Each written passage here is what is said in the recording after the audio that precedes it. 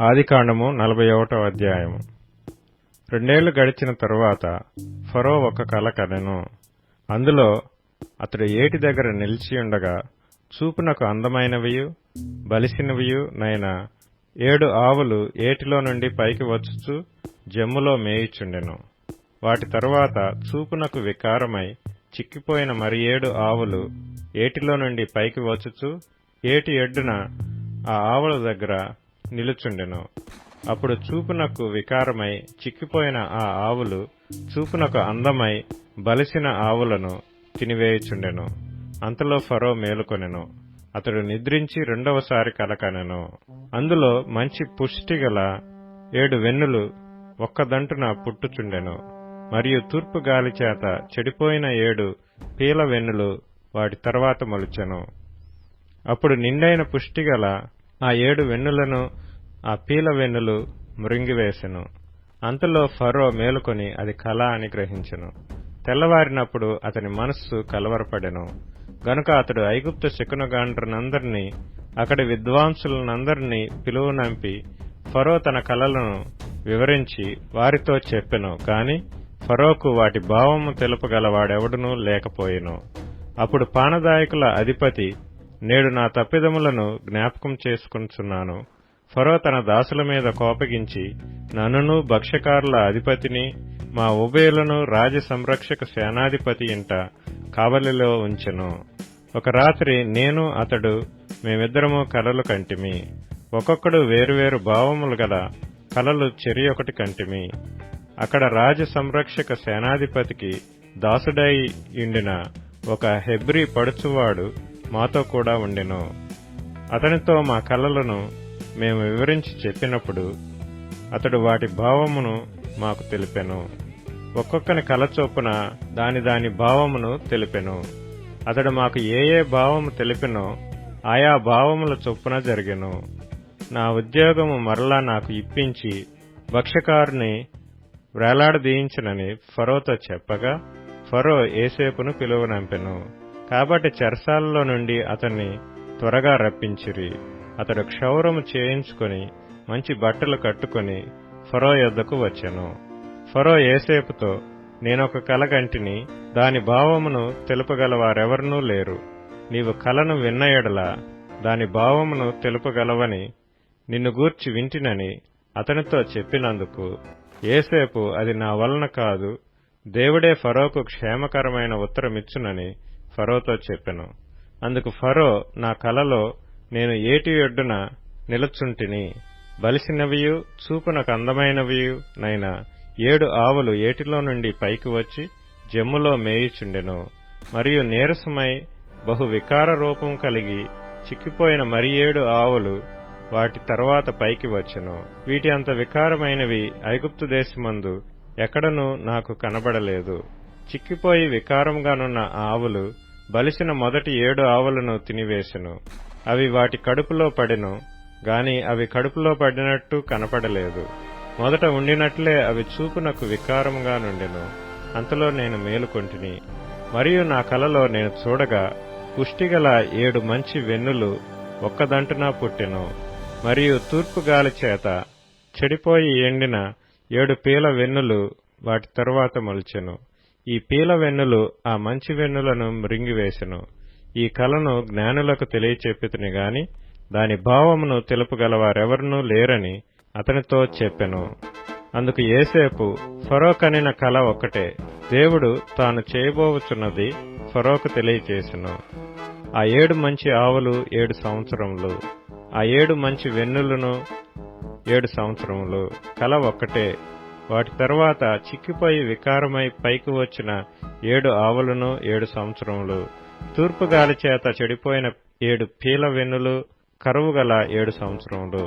నేను ఫరోతో చెప్పు మాట ఇదే, దేవుడు తాను చేయబోచున్నది ఫరోకు చూపించెను.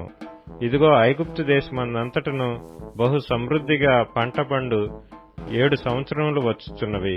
మరియు కరువుగల 7 సంవత్సరములు వాటి తరువాత వచ్చును. అప్పుడు ఐగుప్తు దేశమందు ఆ పంట సమృద్ధి యావత్తును మరువబడును. ఆ కరువు దేశమును పాడు చేయును.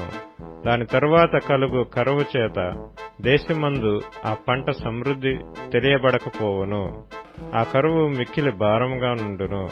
ఈ కార్యము దేవుని వలన నిర్ణయింపబడి ఉన్నది. ఇది దేవుడు శీఘ్రముగా జరిగించును. అందుచేతనే ఆ కల ఫరోకు రెట్టింపబడెను. కాబట్టి ఫరో వివేక జ్ఞానములు గల ఒక మనిషిని చూచుకొని ఐగుప్తు దేశం మీద అతని నియమింపవలెను.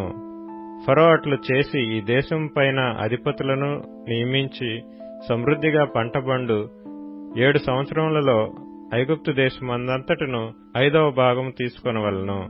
రాబోవు ఈ మంచి సంవత్సరములలో దొరకు ఆహారమంతయు సమకూర్చి ఆ ధాన్యము ఫరో చేతికి అప్పగించి ఆయా పట్టణములలో ఆహారమునకై భద్రం చేయవలెను. కరువు చేత ఈ దేశము నశించిపోకుండా ఆ ఆహారము ఐగుప్తు దేశంలో రాబోవు కరువు సంవత్సరంలో 7 ఈ దేశమందు సంగ్రహముగా నుండునని ఫరోతో చెప్పెను. ఆ మాట ఫరో దృష్టికిని అతని సమస్త సేవకుల దృష్టికిని యుక్తమై ఉండిన గనుక అతడు తన సేవకులను చూచి, ఇతని వలె దేవుని ఆత్మగల మనుషుని కనుగొనగలమా అని అనెను.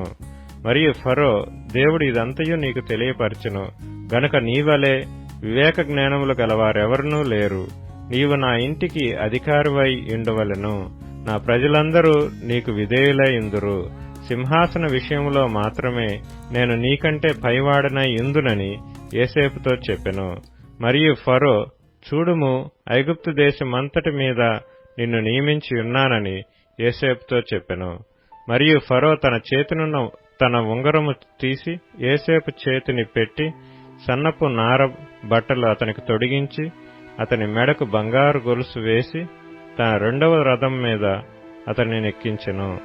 అప్పుడు వందనము చేయుడని అతని ముందర జనులు కేకలు వేసిరి.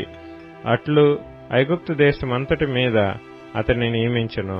మరియు ఫరో యోసేపుతో, ఫరోను నేనే, అయినను నీ సెలవు లేక ఐగుప్తు దేశమందంతటను ఏ మనుష్యుడును తన చేతినైనను కాలినైనను ఎత్తకూడదని చెప్పెను. మరియు ఫరో యోసేపునకు జప్నత్పనేహు అని పేరు పెట్టి అతనికి ఓను యొక్క యాజకుడైన పోతీఫెర కుమార్తెయగు ఆసెనతునిచ్చి పెండ్లి చేసెను. యోసేపు బయలుదేరి ఐగుప్తు దేశమందంతటా సంచరించెను. యోసేపు ఐగుప్తు రాజైన ఫరో ఎదుట నిలిచినప్పుడు 30 సంవత్సరముల వాడై ఉండెను. అప్పుడు యోసేపు ఫరో ఎదుట నుండి వెళ్లి ఐగుప్తు దేశమందంతటా సంచారం చేసెను. సమృద్ధిగా పంట పండిన 7 సంవత్సరములలో భూమి బహు విరివిగా పండెను. ఐగుప్తు దేశమందున్న 7 సంవత్సరముల ఆహారమంతయు అతడు సమకూర్చి ఆయా పట్టణములలో దాని నిలువ చేసెను. ఏ పట్టణము చుట్టూ నుండు పొలము యొక్క ధాన్యము ఆ పట్టణమందే నిలువ చేసెను. యోసేపు సముద్రపు ఇసుక వలె అతి విస్తారముగా ధాన్యము పోగు చేసెను. కొలుచుట అసాధ్యమాయన గనుక కొలుచుట మానివేసెను. కరువు సంవత్సరములు రాక మునుపు యోసేపుకి 2 కుమారులు పుట్టిరి. ఓని యొక్క యాజకుడైన పోతీఫెర కుమార్తెయగు ఆసెనతు అతనికి వారిని కనెను. అప్పుడు యోసేపు, దేవుడు నా సమస్త బాధను నా తండ్రి ఇంటి వారినందరినీ నేను మర్చిపోవునట్లు చేసినని చెప్పి తన జ్యేష్ఠ కుమారునికి మనష్షే అని పేరు పెట్టెను. తరువాత అతడు, నాకు బాధ కలిగిన దేశమందు దేవుడు నన్ను అభివృద్ధి పొందించినని చెప్పి 2వ వానికి ఎఫ్రాయిము అని పేరు పెట్టెను. ఐగుప్తు దేశమందు సమృద్ధిగా పంట పండిన సంవత్సరములు గడిచిన తరువాత యోసేపు చెప్పిన ప్రకారము 7 కరువు సంవత్సరములు ఆరంభమాయెను. గాని ఐగుప్తు దేశమంతటను ఆహారముండెను. ఐగుప్తు దేశమంతటను కరువు వచ్చినప్పుడు ఆ దేశస్థులు ఆహారము కోసము ఫరోతో మొరపెట్టుకునిరి. అప్పుడు ఫరో, మీరు యోసేపు నద్దకు వెళ్లి అతడు మీతో చెప్పినట్లు చేయుడని ఐగుప్తీయులందరితో చెప్పెను. కరువు ఆ దేశమందంతటను ఉండెను గనుక యోసేపు కొట్లన్నీయు విప్పించి ఐగుప్తీయులకు ధాన్యం అమ్మకము చేసెను. ఐగుప్తు దేశమందు ఆ కరువు భారముగా ఉండెను. మరియు ఆ కరువు ప్రతి దేశమందు భారమైనందున సమస్త దేశస్థులు యోసేపు నొద్ద ధాన్యము కొనుటకు ఐగుప్తునకు వచ్చిరి.